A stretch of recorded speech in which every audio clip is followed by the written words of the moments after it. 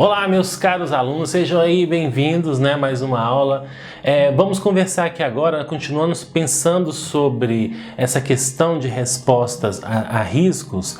Nós podemos fazer outras análises, análises que nós chamamos de complementares de respostas a riscos, para entender o contexto de que nós estamos inseridos de forma mais ampla. Pode às vezes acontecer de eu implementar uma estratégia e o risco ainda continuar existindo em grau menor, por exemplo, ou então pode acontecer de às vezes eu implementar uma estratégia, uma resposta a risco e isso gerar um novo risco para o meu projeto. Sobre esses aspectos peculiares que eu quero conversar com vocês nessa aula. Vamos entender um pouco como é que chama esses termos, esses exemplos que eu acabei de dar para vocês. Um deles, que está na nossa tela, é o risco secundário, que é um risco que surge como resultado direto da implementação de uma resposta a riscos. Vamos pensar aqui, Quando você implementa uma resposta e a implementação daquela resposta pode acarretar em um novo risco para o projeto, nós temos o que nós chamamos de risco secundário. Vou dar um exemplo. Se no seu projeto você tem um risco de falta de energia, você pode, por exemplo, para poder lidar com aquele risco, contratar um gerador.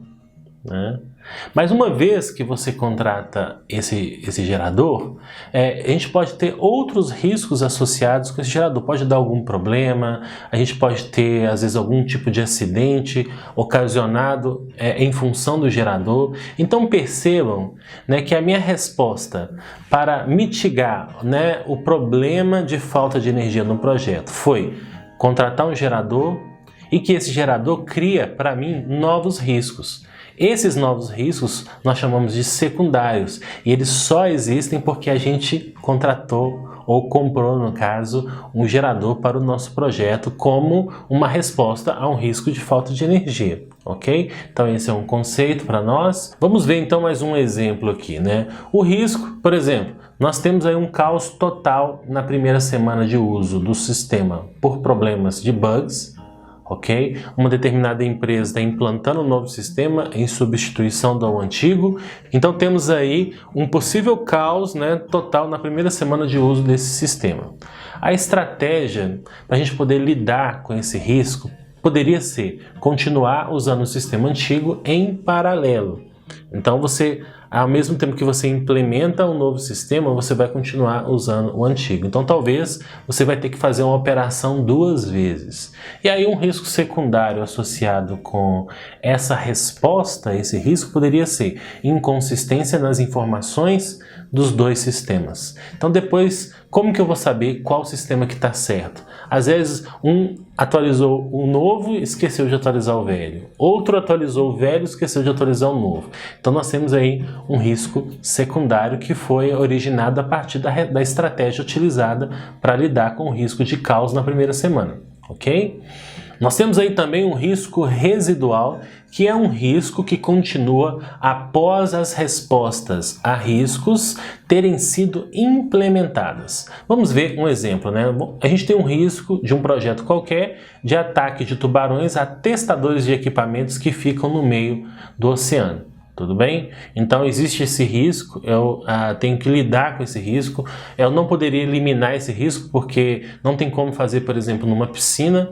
Eu tenho que fazer o teste no oceano, onde vai me dar condições de temperatura, pressão e tudo aproximado do resultado que eu desejo alcançar por meio desse teste.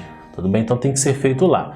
E aí, para lidar com esse risco de ataque de tubarões, nós podemos, por exemplo, estudar os hábitos dos tubarões a fim de testar em um momento em que eles estejam ausentes. Então, naquela região, eu faço um estudo de hábitos, eu verifico às vezes que eles migram de uma região A, de um local A para um local B, e aí reduz a possibilidade de ataques de tubarões, mas não elimina esses ataques, né? Então, o risco residual seria o ataque continua sendo possível, talvez num grau menor, né? Numa probabilidade menor, mas mesmo assim ele continua existindo. Esse é o risco residual, ok? Nós temos aí também plano de contingência, né? Que é um plano descrevendo o que será feito se um determinado risco acontecer. Um exemplo, em um evento, né? Vamos supor que nós estamos organizando um congresso, né? Alguns palestrantes podem faltar. Um congresso tem várias palestras e eventualmente um ou outro palestrante pode faltar. A estratégia para lidar com essa situação às vezes é aceitar, né? Mas é uma aceitação, no caso que eu estou buscando aqui, aceitação ativa. E aí, o plano de contingência é chamar alguns palestrantes locais, né? É importante deixá-los avisados. A gente pode, por exemplo, ter alguns palestrantes backups, né? E avisados, né? Por exemplo, nós temos os palestrantes principais, mas eu entro em contato com um secundário e falo com ele assim, olha, embora sua palestra não tenha entrado na grade oficial do congresso, eu gostaria que você participasse do evento, vou te dar a inscrição para você participar do evento, mas eu queria que você ficasse de prontidão, pronto para assumir algum horário na grade de palestras, caso algum palestrante venha a faltar. Então você tem que trazer, por exemplo, às vezes sua apresentação no pendrive, está preparado para ser convocado a qualquer momento a fim de cobrir uma determinada lacuna, ok? Nós temos aí também o plano alternativo, ou plano B, né? Caso o plano A falhe, você tem uma outra alternativa, que em inglês também conhecida como fallback plan, que é o plano descrevendo o que será feito se o plano original falhar. Dependendo da criticidade do projeto, nós podemos ter sim um plano B, ok? Um exemplo aqui de plano alternativo para o risco anterior que eu mostrei para vocês, ou seja, de falta de palestrantes, seria talvez, né, a apresentação comercial de um patrocinador, a apresentação de um vídeo relacionado à área de evento. O importante é nós não termos um buraco na nossa agenda, então a gente preencher de alguma forma a agenda do nosso evento com alguma coisa, seja uma palestra substituta, seja alguma atividade que agregue ao evento em si. Então seria aí no caso um plano alternativo, ok?